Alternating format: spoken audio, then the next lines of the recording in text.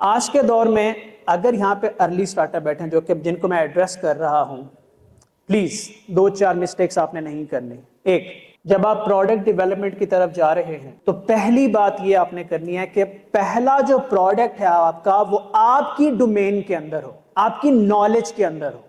उसके लिए आपको सब्जेक्ट मैटर एक्सपर्ट ना ढूंढना पड़े। फिर उसके बाद ऐसा प्रोडक्ट बनाएं जो आप सालों में डेवलप ना हो। आज के दौर में ये मिस्टेक है कि अगर आपने एक ऐसे प्रोडक्ट में हाथ डाल दिया है जिसकी डेवलपमेंट में 2 साल 3 साल लगने हैं, इतने अनसर्टेन टाइम में जब टेक्नोलॉजी एआई इतनी तेजी से चेंज हो रही है, आप 3 साल 4 साल डेवलपमेंट जिस पे चाहिए उस पे हाथ मत डालें। अगर आप स्टार्टअप है, अर्ली फाउंडर है, गो फॉर समथिंग जो आप 2 से 3 महीने में डेवलप करके लॉन्च कर सकते हैं। ये मैंने त्यातन 2 से 3 महीने बोला, आजकल 2 से 3 हफ्ते नहीं हो जाता।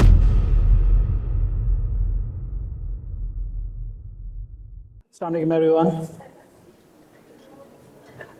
काफ़ी देर से बैठा हूँ, काफ़ी सारी टॉक्स सुनी, बहुत कुछ सीखने को मिला और मुझे ये बताया गया कि यहाँ पे आज सारे फाउंडर्स एंड सीईओज हैं। एआई एजेंट्स ने जिस तरह से founders, CEOs, employees, young entrepreneurs, कुछ भी लें कह लें, जिस तरह से इंडस्ट्री को डिसरप्ट किया है, 2 चीज़ें बहुत क्लियरली सामने आई हैं। एक ये जो कि बुरी चीज़ है कि हम लोग स्ट्रगल कर रहे हैं, और एक अच्छी चीज़ है कि सब स्ट्रगल कर रहे हैं। Now this is where the opportunity कि एआई के आने के से, इस एजेंटिक फ्रेमवर्क के आने से, जो एक स्टेबल कंपनी थी, स्टेबल स्टार्टअप थे जो डोमिनेट कर रहे थे, अब वो भी रिवैम्प कर रहे हैं, वो भी डिसरप्ट हुए हैं। मैन पावर डिसरप्ट हुई है, प्रोसेसेस डिसरप्ट हुए हैं। एक सीईओ जो 20 साल से एक कंपनी रन कर रहा है, स्टेबल है, चल रहा है, आज वो सीईओ, वो फाउंडर, वो लीडर स्टूडेंट बन गया। उसको स्टूडेंट बनना पड़ेगा क्योंकि माइंडसेट बदल गया, मैन पावर हैंडल करने का माइंडसेट बदल गया। देयर वाज अ टाइम हम किसी कंपनी के बारे में बात करते थे तो पूछते थे ये कंपनी कितनी बड़ी है, तो सबसे पहली जो क्राइटेरिया होता था वो कंपनी का हेड काउंट होता था। 4000 लोगों की कंपनी है, 5000 लोगों की कंपनी है, 10,000 लोगों की कंपनी है। जितना आपका हेड काउंट बढ़ता है आपकी कंपनी बड़ी होती है। ये कंप्लीटली ऑपोजिट हो गया। अब आपका हेड काउंट मैटर ही नहीं करता।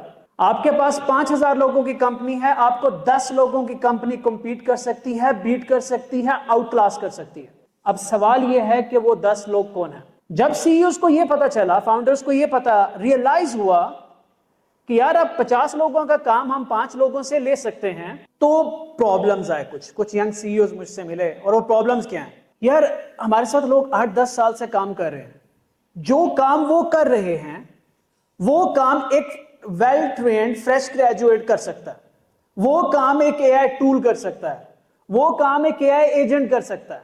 अब इस 8-10 साल के कनेक्शन वाले बंदे को कैसे रिलीज करें? पूरी कंपनी हिल जाएगी। उसका भी एक नेटवर्क होता है, उसको भी एक फ्लोर पे मोनोपोली होती है, उसका भी एक इम्पैक्ट क्रिएट होता है। या हम जैसे इसको पैसे देते रहे, ऑल्दो कि हमें 50 बंदे नहीं 5 बंदे चाहिए, लेकिन हम 45 को पैसे देते रहे। जो काम 1 मिलियन सैलरी पे होता था वो काम 100K पे हो रहा है, तो आप 900K किसी को देते रहे। चैलेंज है। सेकंड ये है कि आपके पास एग्जिस्टिंग क्लाइंट्स हैं, आपके पास एग्जिस्टिंग बिजनेस है, एग्जिस्टिंग मार्केट है, लेकिन the way you were selling is completely changed, the way you were innovating is completely changed, and above all आपके बायर्स, आपके क्लाइंट्स, आपके इन्वेस्टर्स अब आपको डिफरेंट लेंस से देख रहे हैं। पहले वो आपको सुनते थे, आपकी पिच डेक को देखते थे, आपके प्रोडक्ट को देखते थे, कॉल पे जाके आप उन्हें सेल्स पिच दे रहे हैं, वो आपको सुन रहे हैं। अब आपके और उनके दरमियान कुछ और आ गया, एआई एजेंट्स। अब पहले एआई एजेंट सुनता है, वो इंटरप्रेट करता है, वो क्लाइंट को बताता है। सो मतलब नॉलेज मैटर करती है, उनका देखने का, सुनने का लेंस बदल गया है, बाइंग हैबिट्स बदल गई हैं, नीड्स बदल गई है, डिमांड बदल गई है, रिसोर्स हायर करने का क्राइटेरिया बदल गया।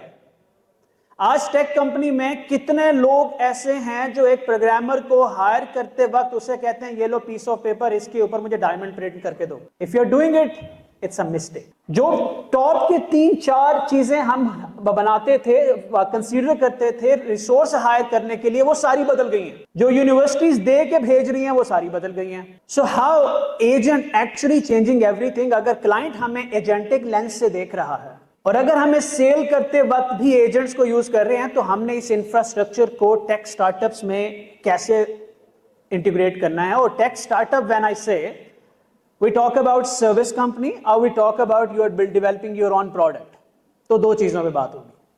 व्हेन वी से कि यार हम लोग सॉफ्टवेयर सर्विसेज बेच रहे हैं, सॉफ्टवेयर सर्विसेज में अब आपको हर डिपार्टमेंट में एक नया डिपार्टमेंट चाहिए। आपके पास एक सेल्स का डिपार्टमेंट है, एक सोशल मीडिया का डिपार्टमेंट है, एक डेवलपमेंट का डिपार्टमेंट है, एक क्रिएटिव डिपार्टमेंट है, एडमिनिस्ट्रेशन डिपार्टमेंट है, फाइनेंस डिपार्टमेंट है। ये जो डिपार्टमेंट के लोग हैं ये कौन है? They are trained on a specific task, they have the domain knowledge for a specific task या for a specific set of task. और एजेंट क्या होता है? आप एजेंट को हर डोमेन नॉलेज पे for a specific set of task बना सकते हैं, अपना बना सकते हैं। हर डिपार्टमेंट का एक agent and then the communication between all those agents.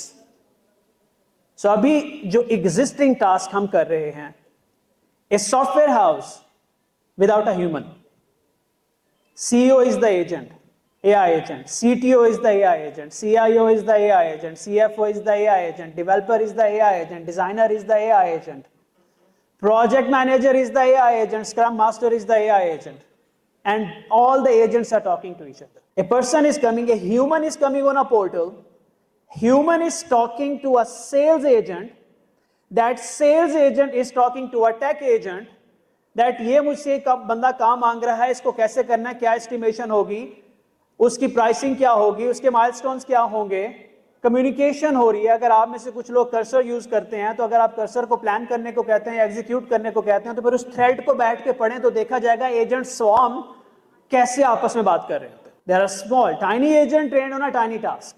सो जब इस लेवल तक बात आ जाती है, so all you have to do, protect your data.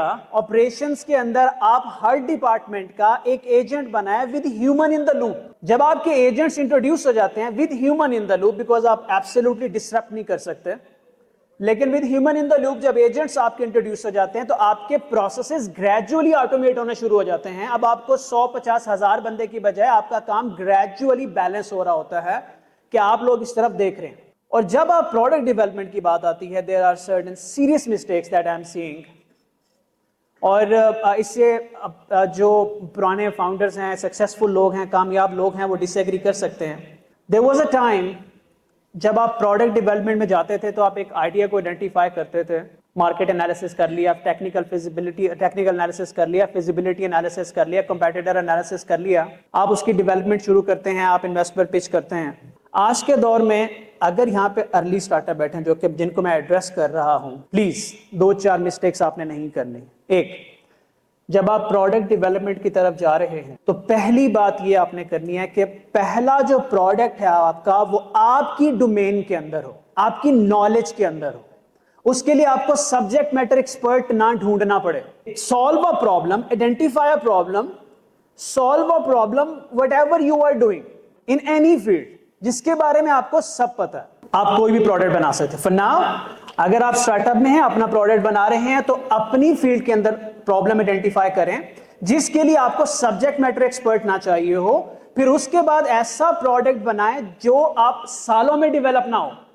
आज के दौर में यह मिस्टेक है कि अगर आपने एक ऐसे प्रोडक्ट में हाथ डाल दिया है जिसकी डेवलपमेंट में 2 साल 3 साल लगने हैं, इतने अनसर्टेन टाइम में जब टेक्नोलॉजी AI इतनी तेजी से चेंज हो रही है, आप 3 साल 4 साल डेवलपमेंट जिस पे चाहिए उस पे हाथ मत डालें। अगर आप स्टार्टअप है, अर्ली फाउंडर है, गो फॉर समथिंग जो आप 2 से 3 महीने में डेवलप करके लॉन्च कर सकते हैं। ये मैंने त्यातन 2 से 3 महीने बोला, आजकल 2 से 3 हफ्ते में हो जाता है। Go for a quick win startup, क्योंकि आप एक प्रोडक्ट बनाएंगे, जब आपने आइडेंटिफाई किया कि वो 2 से 3 महीने में डेवलप होकर जा सकता है, तो उसका जो लाइफ साइकिल होता है वो आपको बहुत कुछ सिखाता है और प्रिपेयर करता है for a bigger game, a product जो आपको 3-4 साल चाहिए हो।